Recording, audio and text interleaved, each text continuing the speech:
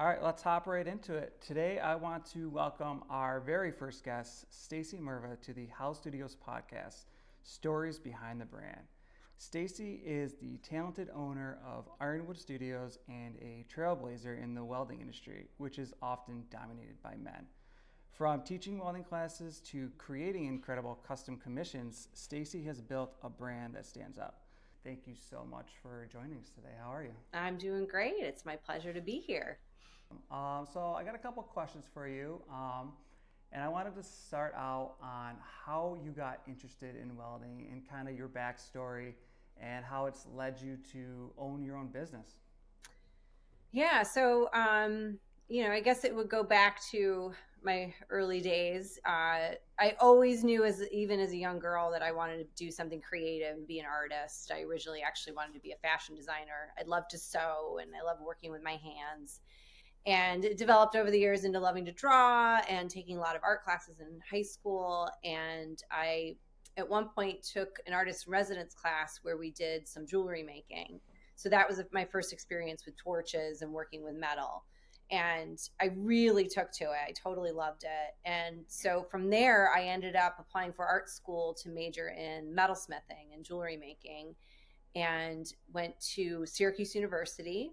And in my first year, you get to kind of try all different sort of mediums. And I took a sculpture class where I got to use a welder, and I was like, this is it. I want to go big. And ended up graduating with a degree in sculpture. And my parents gifted me my very first Miller MIG 185 for my college graduation present. And from there, I just kind of jumped into it. I found some warehouse space and set up shop and just started making things. So that's kind of an abbreviated version of the story. But I kind of went from sewing and fashion, jewelry, to big sparks and metal. Yeah, I mean, that's kind of a big jump from creating jewelry to like what you're doing now, where you're welding these massive projects together. You're doing benches, you're doing huge signs. So it's pretty cool to hear your story and see how far you've come from just, your first day at school to now owning your own business. You're obviously working and living in a world that is been dominated by men.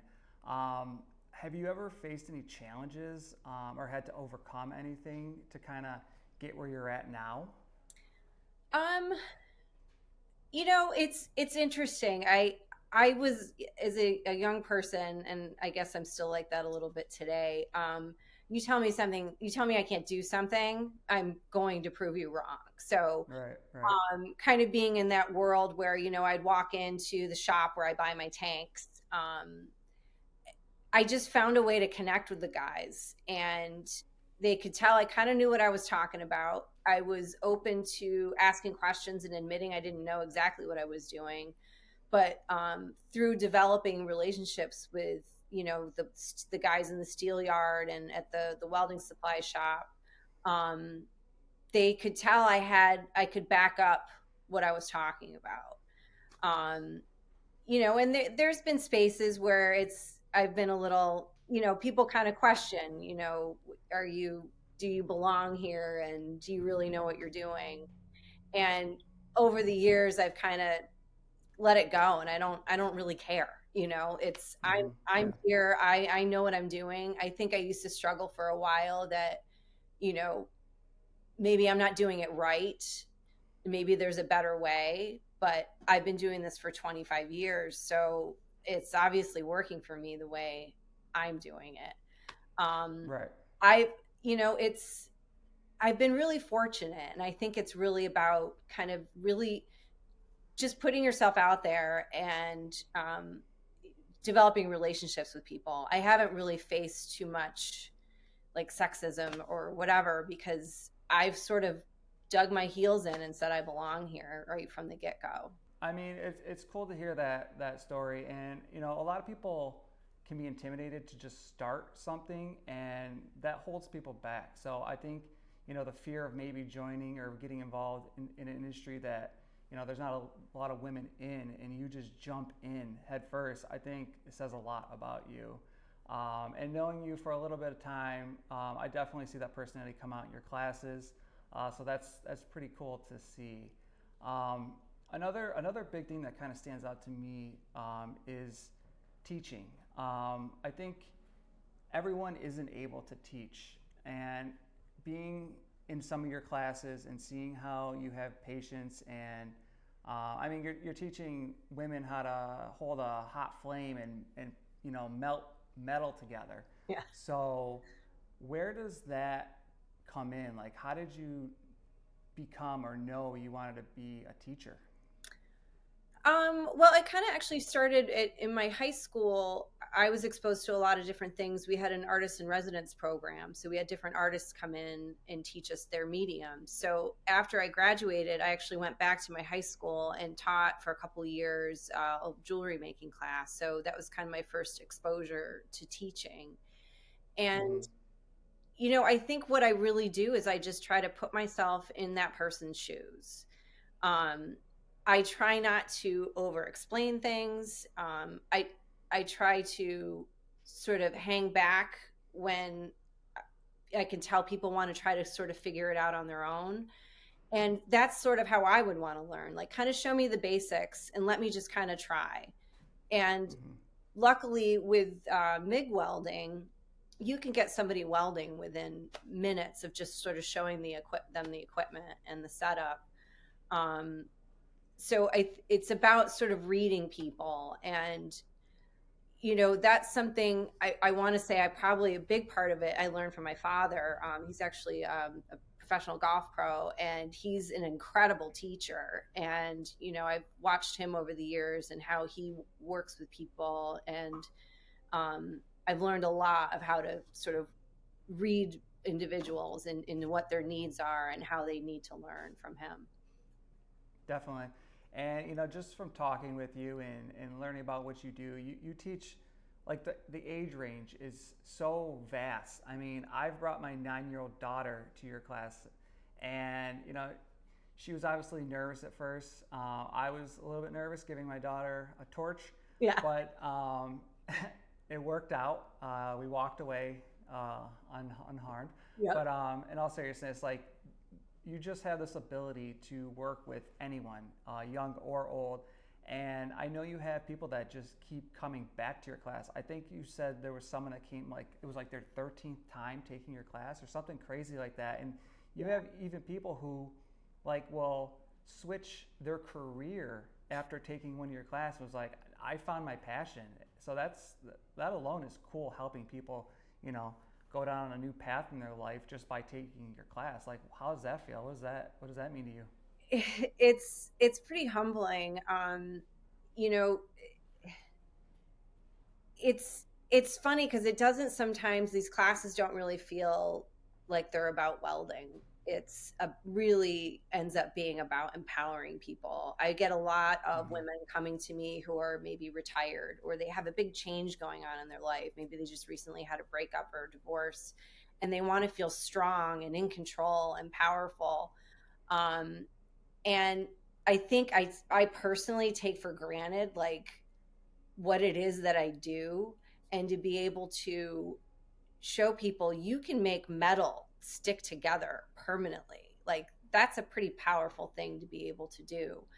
And just that being able to watch someone go, like, from like Avery, from going to like shaking to like giggling with glee about the thing that they just did. It's an indescribable feeling. I think I have more fun in my classes than my students do. Yeah, no, definitely. And we had a great time taking it. And I mean, my daughter loved it so much that she got your phone number at the end of it, and she texts you all the time. Yeah. So sorry about that. Oh, no worries. I'm happy to do it. That's awesome. So your classes kind of transition into commissions. Is there been like a favorite project you've worked on? Because you've done some pretty amazing work around the city of Rochester. Like, was there one commission you've had that was like, this is it, I love this, or meant more? Yeah, there's a couple, but one that really stands out is a sculpture I did of musician uh, Blanche Calloway. Her and her brother Cab Calloway, who people know more famously, grew up and were born in the Swilberg neighborhood in Rochester. And there was a park in that neighborhood where they had a plaque dedicated to him, but nobody knew about her. And I personally didn't know about her either. And I was approached by the neighborhood association to see if I could do a sculpture for them, kind of honoring her. And she was the first African American female band leader in the 1930s. So an incredible trailblazer. And it just really spoke to me because I'm doing something that's uncommon, that's, sort of in a male dominated field. So I felt akin to Mm-hmm. her. And I was basically kind of given free range to what I would want to do. And a lot of what I've been doing lately is very functional pieces. So this was a really exciting thing to be able to create a sculpture. So it ended up being this very organic piece that looks like her conducting an orchestra. It's got a big gesture to it. It's in the middle of a park. And one of the most amazing things about that whole experience was getting to meet her nephew. He came to the ribbon cutting and told some wonderful stories about her and her life and what an incredible woman it was. And on top of that, watching the whole neighborhood come together to celebrate the sculpture. That's the part I really love about what I get to do when I do public artwork, is watching the community come together and be engaged with the artwork and giving them reason to take pride in where they live and about the history of their place. So that to me Right. was really exciting. That's awesome. A moment like that's gotta like make it very clear to you, like, hey, I made the right decision in college. Like all this coming together, like that sounds like a really cool moment to have. I think one of my favorite pieces, personally, is the Susan B. Anthony bench. Yeah. The detail in it is insane, and if you view it from either side of the bench, depending on where the sun is coming up or setting, it casts like these really cool shadows. So I'd say that's probably one of my favorite pieces you've made in the city so far. Yeah, that was a fun one, and that was in the series of benches I did along South Clinton Avenue in Rochester. There's about 10 of them. That was the last one I did, and they kind of all the other benches they had suggested themes for them, and that one they Mm-hmm. said kind of, why don't you come up with something that you want to do? And that's when I thought of doing Susan B. Anthony. I was like, it'd be great to honor her because Mount Hope Cemetery isn't far away where she's buried, and Right. thought that would be a really fun piece to do. That's awesome. Um, so I know your husband Tom, super awesome guy. Yeah. He's actually a drum tech for some iconic rock bands, which is Mhm. crazy. How has his career influenced or kind of intersected with your work or Ironwood? Because I know you guys, work together closely, and he's a big part of what you do. It's more about him as a person, than the musical component. I guess part of it is that he's away a lot, so I have 4 weeks at a time here where I'm alone in my shop. And to be honest with you, that's part of the reason why I started doing the workshops, because I'm a people person and I was getting a little lonely. So it's like, I'm gonna have some ladies out and we'll weld together. So that was a big part of it. But Mm-hmm. his he chose a career path, or it kind of chose him in a way that he hadn't planned on it, and it's kind of where I ended up at too. And we don't have common jobs. It's not a 9 to 5. We've kind of trailblazed our own lifestyle down here in the country that it's just sort of morphed into what we've created. And um, you know his support and ability to, like, we both can kind of envision things in a bigger way. So when we first saw this property down here, we immediately thought we could do something really special here, where we could bring people together to experience music and art and just have it be a creative space. So I think we both come at creativity from different sides, but it ends up being sort of the same driving force for Ironwood Studios. Right. And for people who don't know, you have this amazing barn on your property that you work out of. You have your workshops out of. And right now, the bottom level is kind of your space. And you're renovating the whole barn. And I believe the upstairs is going to be where his drums are. Yeah, it's The going to be vision. sort of a general creative space. His drum kit will definitely be up there. But then, when I'm hosting workshops, we'll have lunches up there. We plan on doing a lot of collaborative things where maybe we do yoga or welding downstairs, yoga upstairs. And at some point, Tom will start doing type workshops and, possibly a podcast. He's got a lot of great stories from the road, but just have it be a space where there's music and creativity. It's one of those things, you build it and it will come. So we're kind of manifesting right now. Absolutely.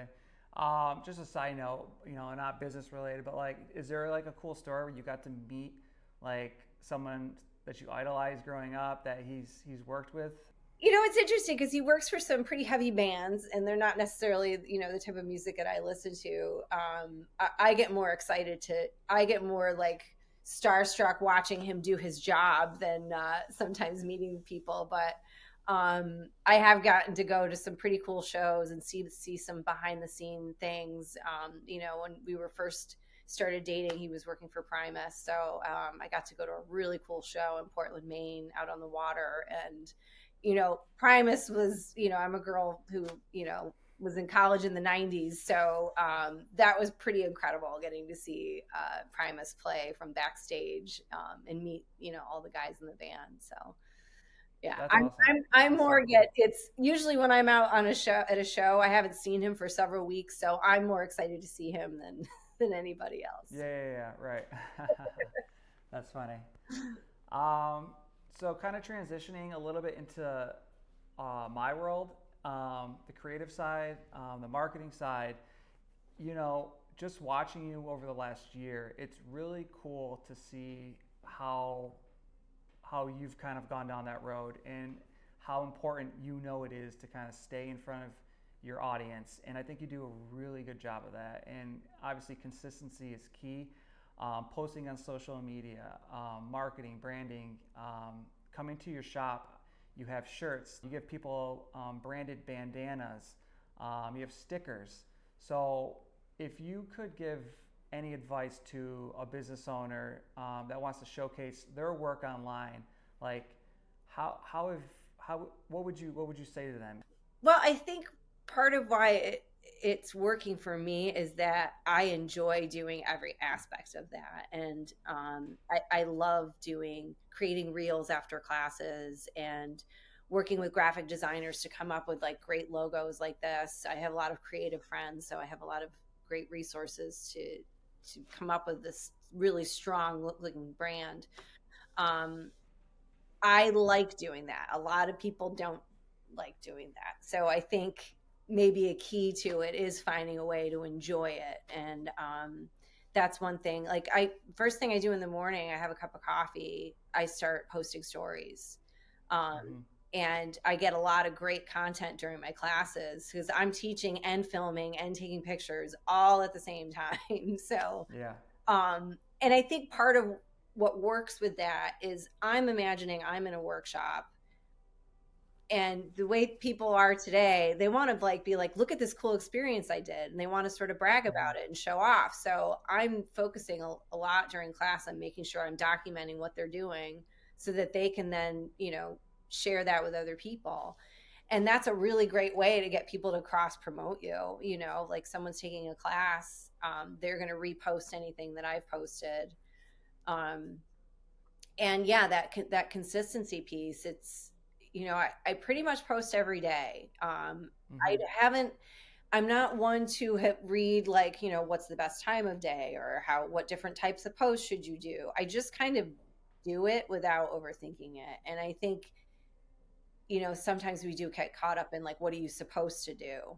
And because I guess that's sort of the story of my life. I'm not doing what you're supposed to do. I just sort of throw stuff at the wall and see what sticks. And it seems to be working for me. So Right.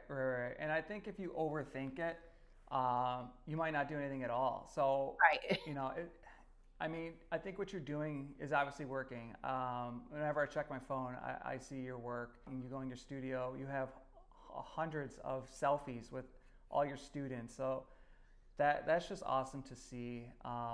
And you're very active on all the platforms. And really, it is a full-time job. And that's why I asked, because what you're doing is hard enough, but staying on top of creating content and posting it and editing it, it's very tricky. And I just wanted to compliment you and say you're doing a great job. And you know, if there was advice to someone out there that's struggling with it, I think it really is to just start.